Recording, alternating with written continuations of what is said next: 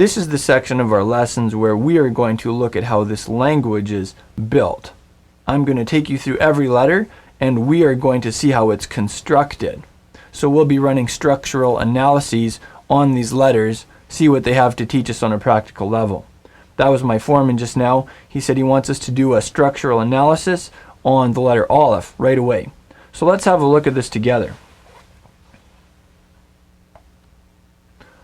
Something you'll have to remember here is that Aleph is in the first letter in the Hebrew term usually translated God, Elohim. Also, the short form of Elohim is El, as you can see. I have to admit, this is my favorite material in all of this Hebrew course. I love studying the titles of Messiah. It gives us such a broad perspective of who he is, of his mission in this world, of the inner essence of Yeshua. Studying the titles of Messiah thrills my heart, and I'm sure that it will do the same for you. So hopefully you've turned now to that page, and let's begin our study. Something exciting that you'll notice as we jump into these names is that the first page and a half are titles of the Mashiach from the Tanakh, from the Hebrew Scriptures. Our first title is Ma'olach. Congratulations! We have reached the point in our lessons where we are going to begin cracking open the Tanakh and just reading passages. This is the part where all of your newly acquired Hebrew skills are going to come in handy. As you can see, we are in a different era now. We're in a different part of the world. Let's pretend together. Let's say that we're actually in ancient Israel. We're in the land of Judea, in the Second Temple era. So this is the time when the Jewish people are alive and well in the land of Israel. Hebrew is thriving, and the Second Temple is standing. So many people go up to Jerusalem for all the festivals, throngs of people. One of those people is the Master Yeshua. He's alive today. He is traveling the land of Israel, going from town to town, teaching in different synagogues every Shabbat. Following him is a whirlwind. He's on the move. There's so much action. People are flocking to him from all over the country, and even from outside the country. That's what happened with you, actually. You're not originally from Israel. You didn't grow up speaking Hebrew. But you heard about this great rabbi in Israel, and you actually traveled to see him for yourself, and he healed you of a disease. And you sacrificed everything you could so that you could stay here for the next couple of years and just learn under him. Of course, the Hebrew part of it is a little challenging. So, I'm one of those disciples who grew up speaking Hebrew and studying the Tanakh in Hebrew. So I'm going to be pulling you aside and giving you some little Hebrew lessons whenever I can. So here we are. We have some people in the town here who invited us in to stay for the night. The night is beginning to fall, the sun is setting, and it's getting a little dark. So I think it's about time we lit up our lamp so that we can see the texts that we'll be studying here. We'll actually be lighting this lamp before each section of our reading sessions of our course. Not only so that we can see what we're reading, but because the lamp is symbolic of something. Tzadi looks like a man who is kneeling in this world and standing with arms raised in the world to come. This is a perfect visual of Yeshua. First, he was the suffering king, and finally, the exalted king. Then, crowned with thorns, and now crowned with glory. Can you see the tagin, the crowns, on this letter Tzadi? Reconciliation truly is the work of chaim, of grace. Reconciliation truly is the work of the Spirit of life, the Ruach Chaim. So remember that every time you see this letter, every time you see that picture of two Zines, two weapons being brought together after originally being at odds with each other, that it takes the Spirit of life and it takes the grace of the Holy One himself to bring about that reconciliation. Blessed are the Osei Shalom, the peacemakers, for they shall be called sons of God. The Holy Language Learning philosophy emphasizes function over form. Function is focused on practical how-tos, such as how to read a verse or a passage, and how to figure out what it means. Whereas form is more focused on details, such as technical terms and the minutiae of grammar. The functional approach is designed to simulate the environment in which you learned your first language as a child. Here's a question. Did you learn your first language by reading it, by hearing it, by writing it? These are the main activities that are involved in adults learning a language. But how did you learn your first language as a child? Primarily, you heard it spoken. In fact, you heard most words many times over before you began to enunciate them with your own mouth. And it wasn't until several years after that that you actually began to learn to write those words down. For that reason, our learning philosophy focuses less on writing and more on getting you hearing the language. First from me, and then from yourself, as you learn to read and sound out the Hebrew texts. You'll also find a wonderful section on our website, a student resource page where you can download audio recordings of an authentic Hebrew speaker speaking the Hebrew language as he reads through the Tanakh book by book. That again is also an excellent resource to help you hear the language. Here's another question. How old were you when you learned about prepositions or construct nouns, personal pronouns? As a child, you didn't know these technical terms unless perhaps you grew up in a family where both your father and mother were English teachers or something. Yet you properly used prepositions, construct nouns, and pronouns hundreds of times a day as you learned your first language in functional contexts. In the same way, we're going to get you into functional usage of Hebrew as soon as we can, and then teach you some technical terms and rules of grammar as we go. Proverbs are really cool because each one is a complete thought. It stands alone, and if you're reading them in Hebrew, it's very rewarding. You can just read a sentence or two sentences, and you have read a complete thought in Hebrew. They're also very compact. So I'm sure you'll be happy to hear, are going to begin reading through select Proverbs. We've had a breakdown in terms of accomplishing our mission to reach the Jewish people with Yeshua's message because we have been ignorant of Yeshua's language, Hebrew. We've been ignorant of the mindset, the worldview, and the approach to life that is contained in the Hebrew language. I believe this Hebrew course will be very useful to you in keying into this area of our mission. This Hebrew course will give you a love for the Jewish people and challenge you to act on that love. It will introduce you to the Jewishness of Jesus, the Jewishness of the New Testament, and the Jewishness of the early Christian community. It will teach you the Hebrew of the Tanakh, the Bible that Jesus read. Oh yeah, tough as nails. I really like that insight. So here we are back in the classroom looking at the letter Zayin. The letter Zayin is the seventh letter of the Alephbet, just like Shabbat is the seventh day of the week. Therefore, in the traditional Jewish understanding, Zayin is a picture of Shabbat.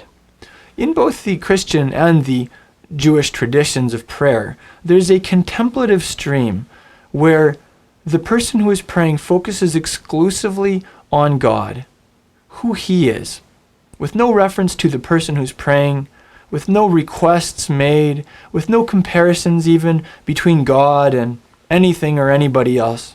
Just gazing exclusively on him.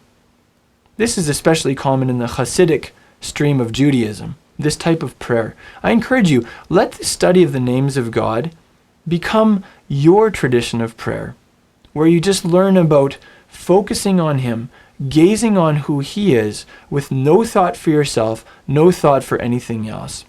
If you do that, if you're able to take what you're learning in these sections and incorporate it into your personal prayer life, you'll find your prayer life becoming so much deeper, becoming enriched.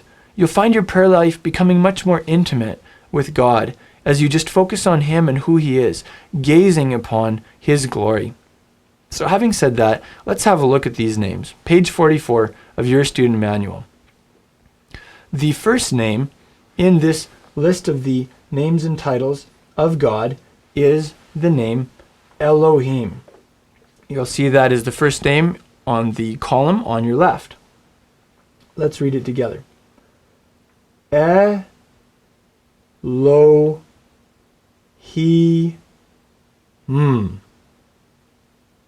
Elohim. We will learn some brachot, some blessings.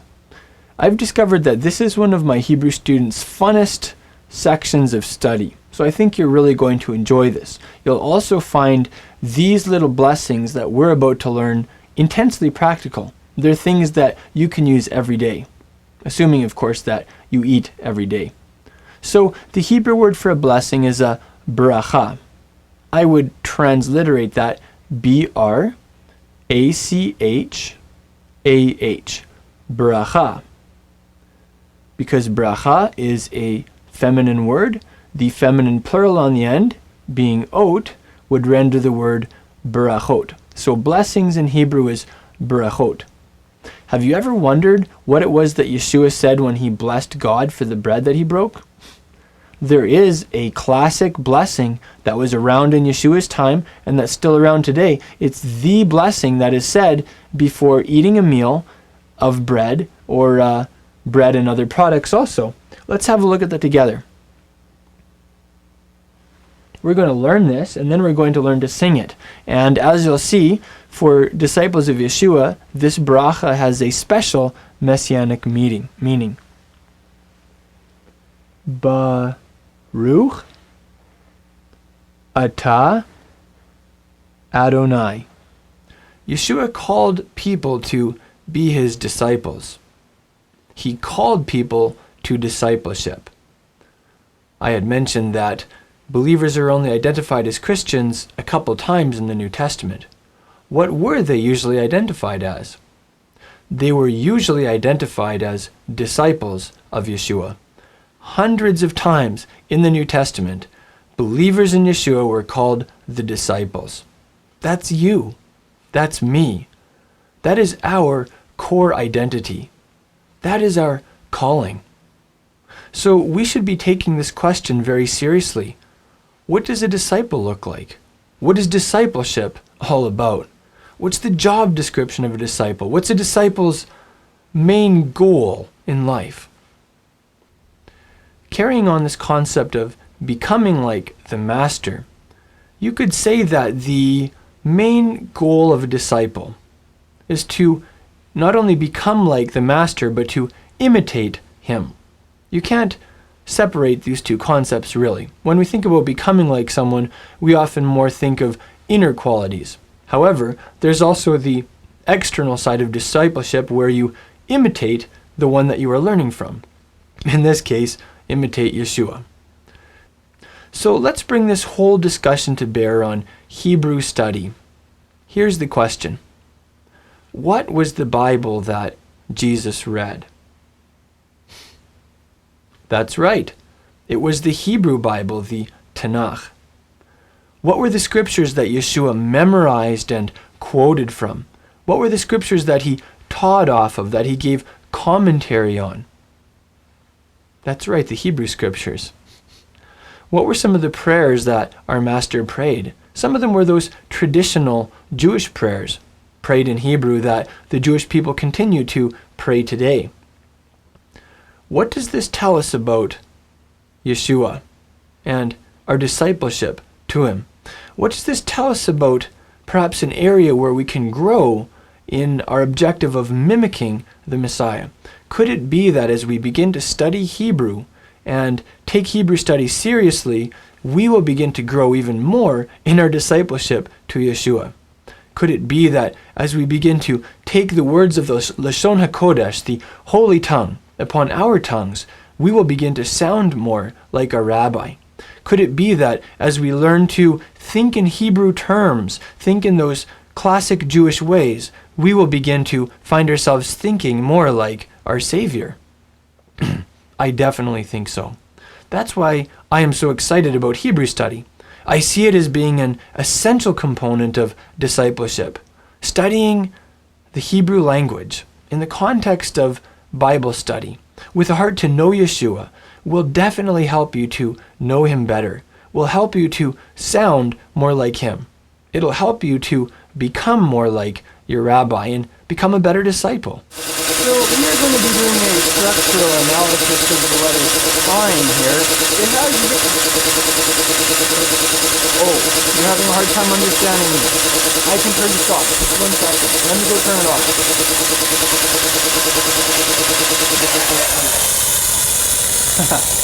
Oh, sorry about that.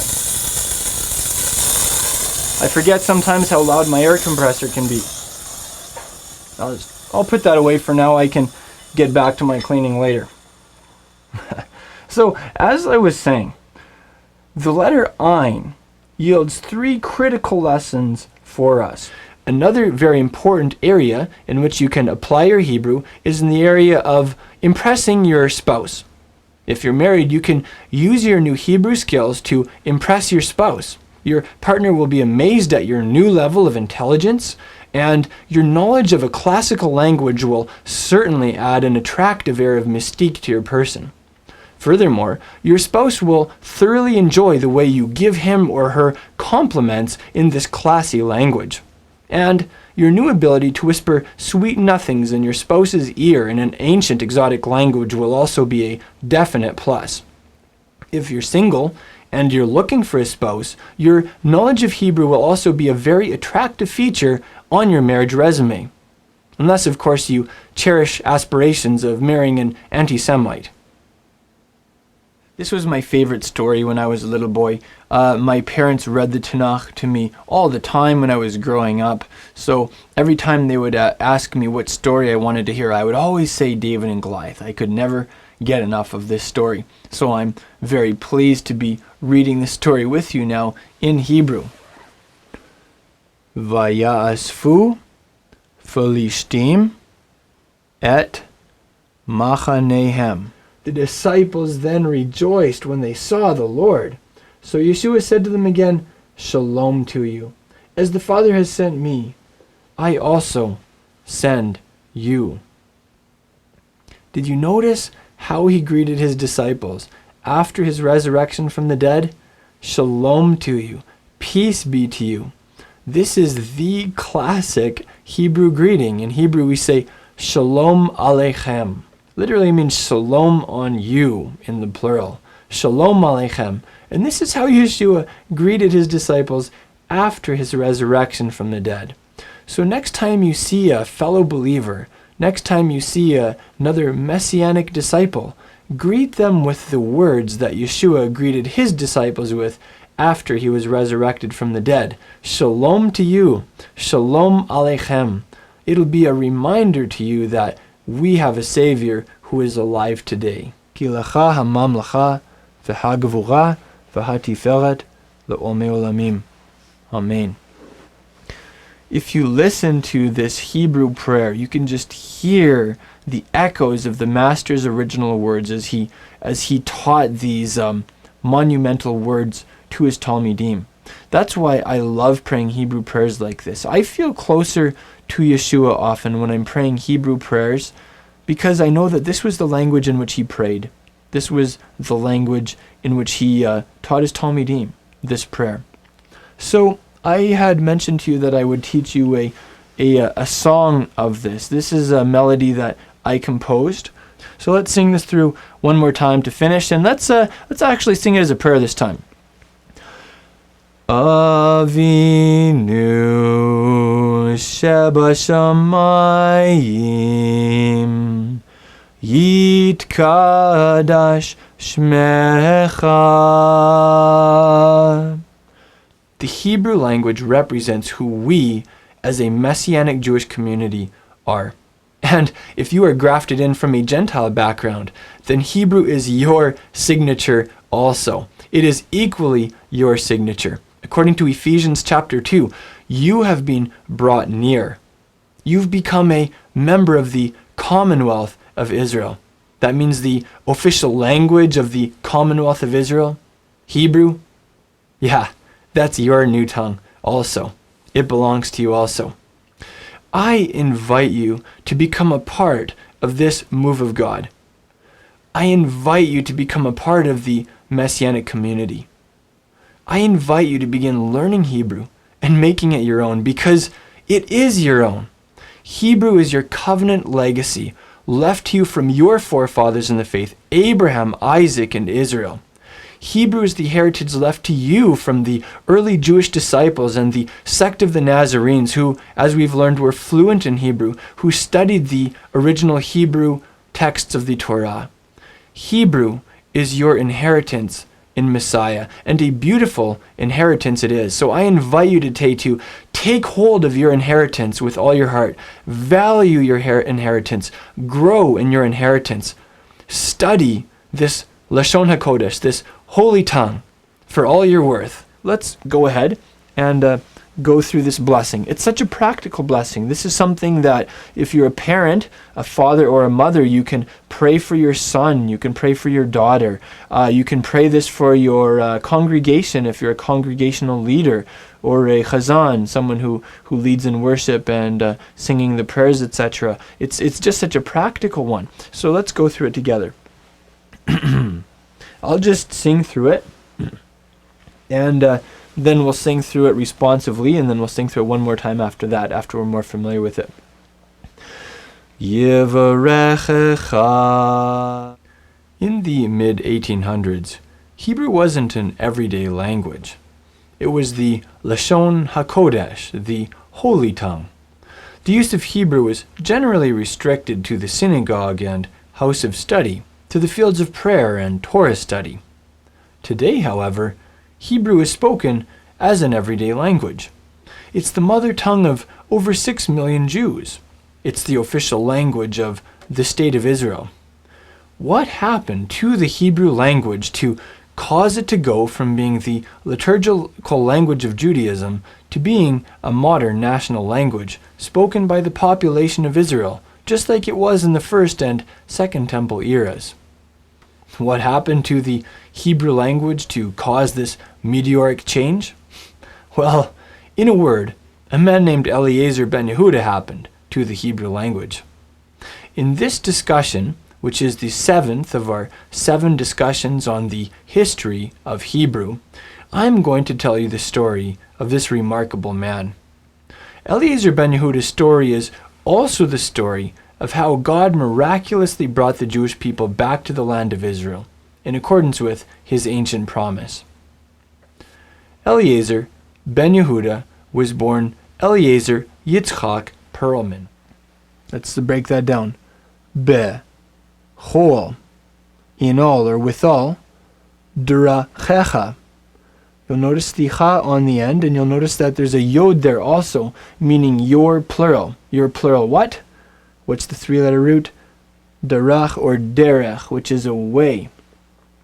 In the West, we've lost the concept of a way. The whole concept of a way of doing things, a way of life, is much more Eastern. In fact, the early believers, as a Yeshua movement, as a community of disciples, were called the way. They called themselves the derech, the way. This can only be understood if you approach it with an Eastern or Middle Eastern mindset. So here it says, in all of your derechs, in all of your ways, da'ehu. The hu there on the end is him, of course, so you're to da him. We have now reached the famous section in our Hebrew course called Terms of Love and Friendship. This is the famous sweet nothings section. In this part, we will be learning different categories of terms that express things like friendship, brotherhood, admiration, affection. So if you'll turn to page 58 in your student manual, we will have a look at these expressions together, beginning with the friendship and brotherhood category. Page 58, friendship and brotherhood.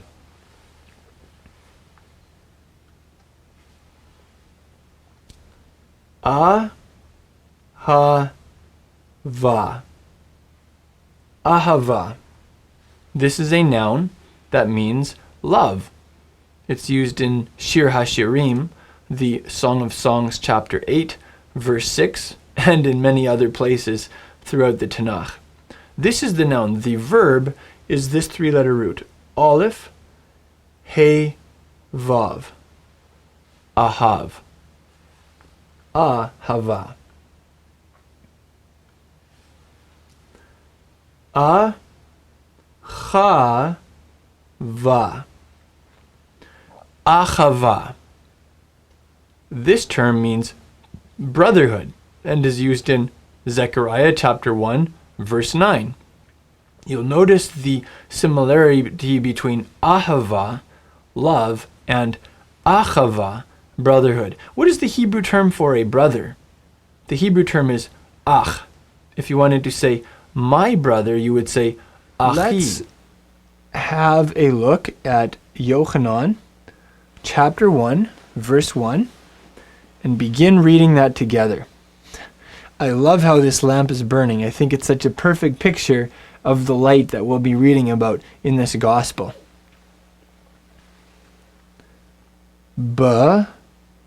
Reshit haya ha-davar. The second teaching that Aleph has for us about Yeshua has to do with an interesting term. I'll give you a little sneak preview here at this word, and then I'm going to explain to you something that you have perhaps never encountered before. If you've only read the scriptures in English, then you will certainly not have encountered this before, maybe even not this idea. In the Hebrew text of the Bible, there are certain letters that are written differently in certain unique situations. Sometimes a letter will be written extra large. We would call that an enlarged or a majuscule letter. Sometimes a letter will be written extra small. We call that a diminished or a minuscule letter. There are other times when letters will be written above the line, below the line, even upside down. Sometimes there will be dots placed over every single letter in a word. And this wasn't a mistake. These markings are exceptionally ancient. They're actually discussed in traditional Jewish literature from approximately 2 millennia ago. Here's an interesting example of this. In the very first word in the book of Leviticus, or Vayikra, chapter 1, verse 1, we have a letter that is diminished, a minuscule aleph. Now, the first word in the book of Leviticus is Vayikra, and he called. That's why the traditional Hebrew title for the book of Leviticus is Vayikra. The book is named after that first key word. Here's the letter Aleph. Can you see how it's smaller than the other letters? Can you see how there's actually a little circle over top of the Aleph? There's a circle there because this letter is diminished. And that circle will point you to a footnote on the bottom of the page saying this Aleph is, in fact, a diminished Aleph. So it's written intentionally that way. Now we know that Aleph communicates something about Yeshua, who said, I am the Aleph. So why is there a diminished Aleph in the very first word of the book of Leviticus? We will begin studying a Hebrew translation of Matthew chapter 13. Matthew chapter 13 is comprised almost entirely of parables from the Master. It makes for a very enjoyable Hebrew read. We will be reading from the translation of a famous Christian Hebraist from the 1800s, Franz Delitzsch. Before we begin our reading, let's light our lamp so that we can see the texts, of course, and also remember our passage. Ki ner mitzvah, v'torah or. For a lamp is the commandment, and the Torah, the teaching, the practical instruction, the law of God, is light. It is our illumination. So, let's begin. Matthew chapter 13, verse 1. Vayahi bayom hahu vayetze Yeshua min habayit. This is our second short discussion on the underlying philosophy of the Hebrew letters. Take a look at these letters with me. These are the 22 letters of the Alephbet.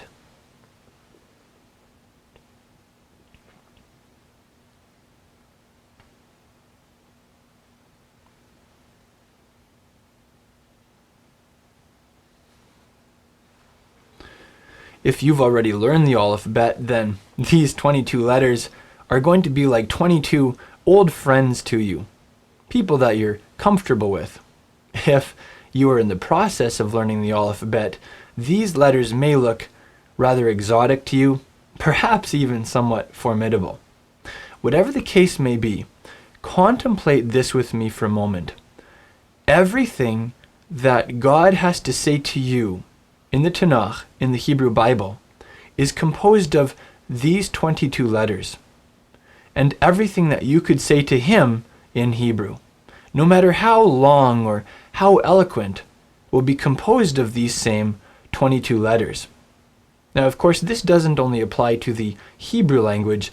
These letters represent all alphabets, all languages in which God could communicate to the human race, and in which we could respond to him verbally. Everything that God could say to us and everything that we could say to him is wrapped up in the alphabet. And in the case of Hebrew, the Lashon HaKodesh, it's wrapped up in the Alephbet, these 22 letters. There's a story in the Jewish tradition that illustrates this thought well. A simple man was utterly overwhelmed with love to God. He didn't feel that he could ever express such great love, no matter how long or how eloquently he prayed. So he said, "Master of the universe, you know the love I wish to express to you, but there are no words. I will simply pray the Alephbet to you with all my heart and let you spell out the words that best express my love." He then went on to slowly and passionately pray the Alephbet to the Almighty. Aleph, Bet, Gimel. And let the creator of language himself spell out the love that this simple yet extremely devout man wished to express to God. This story is a charming example of a very deep principle. If we approach the Hebrew Alephbet and our Hebrew studies in general with love in our hearts to God, then all of it from start to finish will be a time of prayer to him, a time of deep communion with him. However, if we approach the study of the Alephbet or the Hebrew language in general with a heart devoid of love for God, then our study time will likewise be devoid of true meaning. Tell you what, let's love God passionately as we study together through these lessons.